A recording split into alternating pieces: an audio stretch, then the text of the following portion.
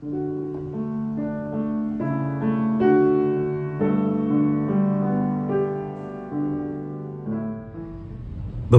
waktu yang lalu saya bicara mengenai toxic ego, kecenderungan dalam diri kita menjadi racun bagi orang lain.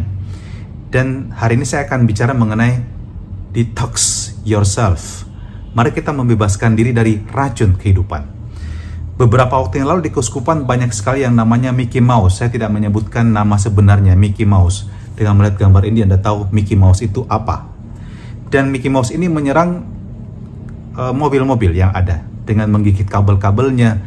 Ada mobil dari rekan pastor yang digigit itu bagian pipa untuk bensinnya, dan kemudian ketika diinjak gas bensinnya menceret keluar. Ada juga yang sistem AC-nya terganggu. Kenapa? Karena digigit oleh tikus juga kabelnya. Macam-macam. Dan ketika saya juga membuka kap mesin saya melihat ada beberapa kabel yang sudah ada bekas gigitan tikus, dan ada jejak-jejak kaki Mickey Mouse. Dan akhirnya saya memutuskan untuk mengusir dan menjaga kendaraan saya, mengusir si Mickey Mouse dan menjaga kendaraan saya. Awalnya saya kasih dia ini. Oh, dia sangat menikmatinya, lezat. Mamma mia, coklatos, lezatos.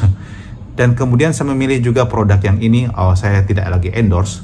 Saya memilih produk ini dan saya semprotkan ke mesin saya supaya menjaga jangan sampai Mickey Mouse itu suka bersarang dalamnya. Kalau kita berhadapan dengan something dangerous, sesuatu yang membahayakan diri kita, kita membutuhkan perlindungan. Kita harus menjaga diri kita jangan sampai kita menjadi rusak. Ini yang saya sebut sebagai kita coba mendetox diri kita dari orang-orang yang seringkali membuat kita merasa sedih, merasa marah. Dan ini kadang-kadang terjadi sesuatu yang sifatnya rutin dan terus-menerus menggerogoti hidup kita dan kebahagiaan kita. Bagaimana caranya?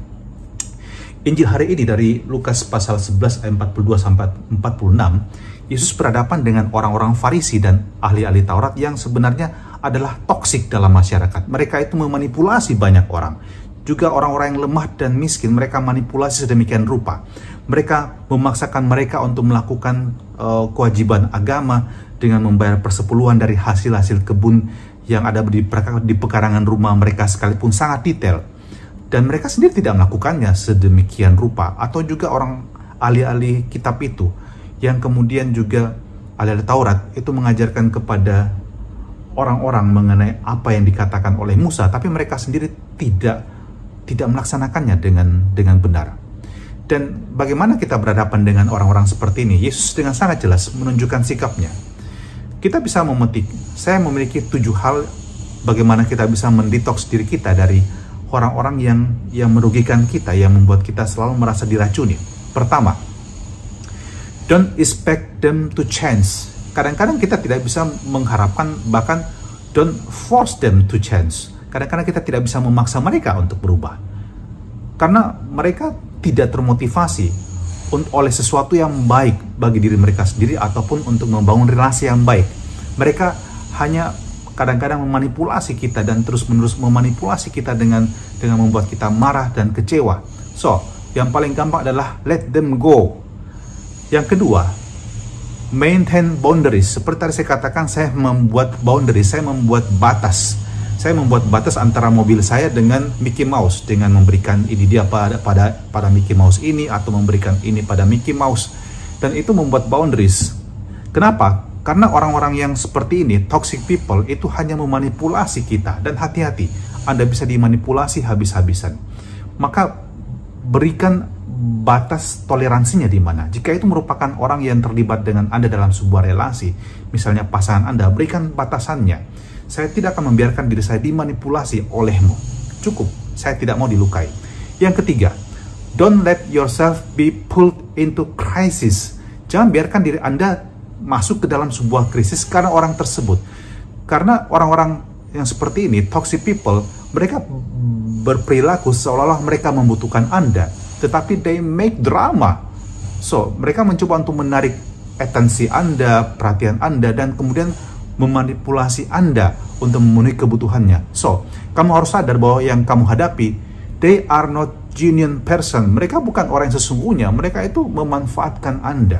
Mereka pandai bermain drama. Yang keempat, fokus pada solusi. So, toxic people membuat Anda marah dan sedih terus-menerus. Anda harus fokus. Anda tidak fokus pada dia sebagai persoalan hidup Anda. Anda fokus pada diri Anda dan tujuan hidup Anda. Jangan biarkan tujuan hidup Anda terganggu oleh toxic people.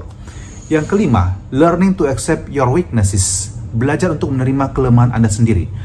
Toxic people cenderung memanipulasi kelemahan Anda. Dan dengan demikian Anda merasa Anda jatuh belas kasihan pada dia, kemudian dia akan mengulangi hal yang sama terus-menerus. So, be careful. Yang keenam adalah life-giving project. Jangan habiskan energi dengan orang-orang seperti itu. Anda harus memiliki life-giving project, apa yang bisa membuat Anda lebih bertumbuh, berkembang, dan jangan biarkan diri Anda dan hidup Anda rusak seharian oleh karena dia. Yang ketujuh adalah surround yourself with healthy relationship.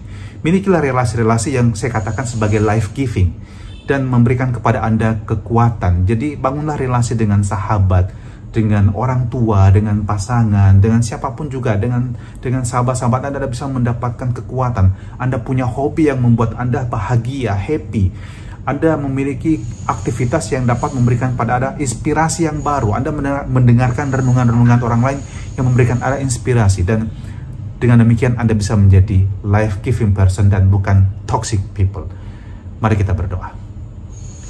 Tuhan, ajarilah kami agar hidup kami ini dapat menjadi life-giving dan bukan menjadi racun bagi sesama. Dan ajari kami juga Tuhan untuk dapat bersikap positif berhadapan dengan orang-orang yang seperti ini. Dan semoga hidup kami pun dapat terus bertumbuh, bukan karena kami membiarkan diri kami diracuni, melainkan kami menebarkan berkat untuk semua orang. Dan turunkanlah berkat-Mu yang maha kuasa atas suster kepala sekolah, Bapak Ibu guru, para staf pegawai, dan anak-anak Semakaran tercinta, juga orang tua mereka di rumah, dan semua yang mendengarkan renungan pagi ini dalam nama Bapa dan Putra dan Roh Kudus. Amin. Selamat pagi Semakara, be life-giving person, dan don't be toxic people.